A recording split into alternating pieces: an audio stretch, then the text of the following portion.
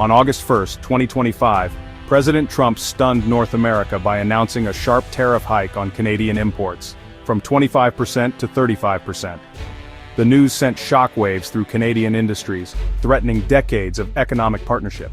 The move followed failed talks in Washington, blindsiding Canadian officials and signaling a dramatic shift in U.S. strategy. Justified on national security grounds, the tariffs created chaos as businesses scrambled to assess the fallout. This wasn't just another trade spat, it was a direct threat to millions of jobs and the stability of the continent.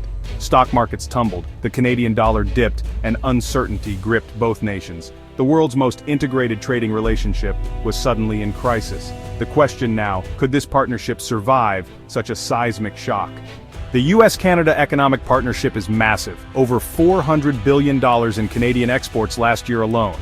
Industries like auto, steel, and agriculture are deeply intertwined, with parts and products crossing the border multiple times. Tariffs inject costly friction at every step, threatening to grind this system to a halt. Canadian steel, aluminum, and farming communities face existential threats. American industries are also at risk. U.S. factories rely on Canadian resources, and American farmers depend on Canadian markets. The tariffs will raise costs for businesses and consumers on both sides. Behind the numbers are real people. Auto workers, steel workers, farmers, families whose livelihoods now hang in the balance. The crisis exposes how economic policies ripple through communities. The promise of stable, predictable partnership is broken. Both nations now face the consequences of unraveling decades of cooperation. The White House justified the tariffs by accusing Canada of failing to stop fentanyl smuggling, linking trade to the opioid crisis. Ottawa was outraged, calling the claim baseless, and pointing to U.S. data showing less than 1% of seized fentanyl comes from Canada. Most illicit fentanyl enters through the southern border, not the north.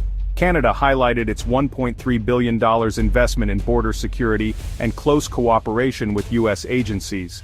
The accusation was seen as a pretext for punitive trade action, not a genuine security concern. Using a public health crisis as leverage drew condemnation and deepened distrust. The dispute now threatened not just trade, but the very trust underpinning the U.S.-Canada relationship. Canada responded quickly and decisively. Prime Minister Carney denounced the tariffs and announced $60 billion in retaliatory duties targeting key U.S. exports. The goal pressured the Trump administration by hitting politically sensitive industries.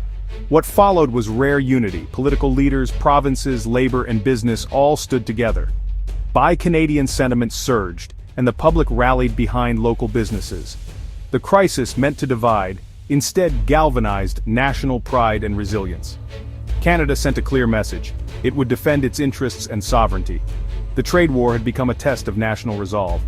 The crisis forced Canada to rethink its economic future. Ottawa accelerated efforts to diversify trade, reducing reliance on the U.S. market.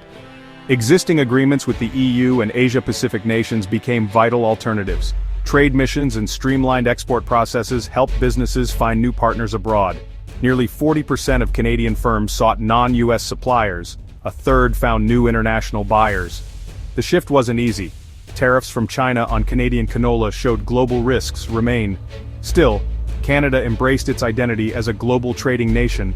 The goal: build a more resilient, independent economy. The 2025 crisis marked a turning point in Canada's place in the world. The Trump administration's harsher treatment of Canada, while granting Mexico a reprieve, felt like a betrayal in Ottawa. The special U.S.-Canada relationship seemed devalued, replaced by short-term politics. Trust, the foundation of North American cooperation, was badly shaken. The USMCA's promise of stability now looked fragile.